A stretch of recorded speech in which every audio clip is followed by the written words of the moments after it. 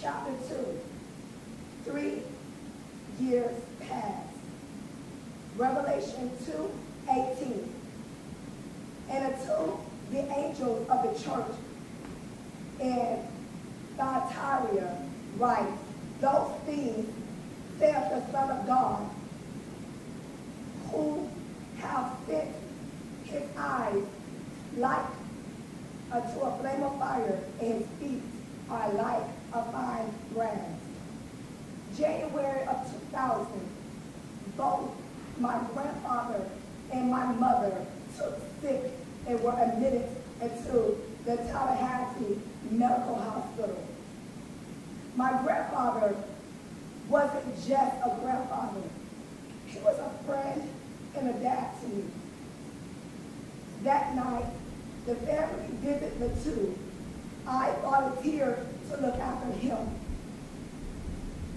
Although I talked on the phone all night, I was obedient to his command. I sat across from the window next to his eating table, thinking of how the view would look if I opened the blinds to watch the stars. Before sleeping that night,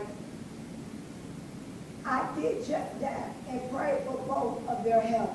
That night, I dreamt that my sister Pearl and I were walking up our grandmother's wheelchair ramp one night. And as we were walking, I turned to my right and saw stars coming together as a cross. After the cross was formed, the stars drew near towards us. As the cross came closer, I saw a man in front of the cross.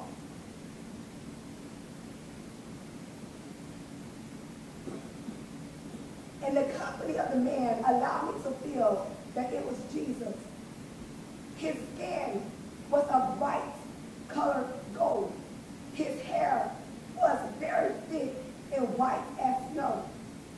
His eyes were glazing as if it were a flame of fire, and his feet up to his ankles were dark, very dark, as if he had been walking through mud all his life. Also, there was something about him that made me think of him as an animal. Could have been wings or something was different. But I don't remember that part of his body. He stood in front of the cross, but was not hanging on the cross. And with a serious face, he said, Kristen, come to me, because I have something for you to do. I looked at him, and I fell to my knees, because I knew that he was and is the King of Kings, Lord of Lords. Genesis 28:12-13. And he dreamed, and behold, a ladder set up on the earth, and the top of it reached to heaven. And behold, the angels of God ascending and descending on it. And behold, the Lord stood above it and said, I am the Lord God of Abraham, thy father, and the God of Isaac, and the land whereon you live, and thee to thee will I give it to thy seed. When I awakened that next day, I decided to walk to my mother's room. On the journey, I made it up in my mind that I wasn't going to share my dream with anyone because I felt that no one was going to believe me. When I walked into my mother's room, I was amazed at the number of people who were crowded around her bed as she spoke. Slowly, I made my way through the deacons, my uncles, cousins, and her friends. I leaned against the wall under the television and listened.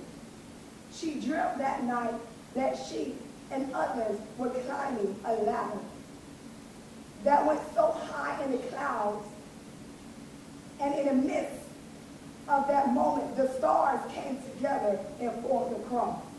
She caught my attention. She She said Jesus stood before the cross, spoke to her about her past pain and a downfall of a family member. Then she described his appearance, and every detail was the same, but she said his hair had a texture of many different races. Looking at the facial expression of those who were in the room, I could see that they thought she was crazy. On the other hand, I was amazed because she confirmed what I saw, and that made me feel comfortable. Although her vision of his hair was different, she allowed me to believe that I wasn't alone.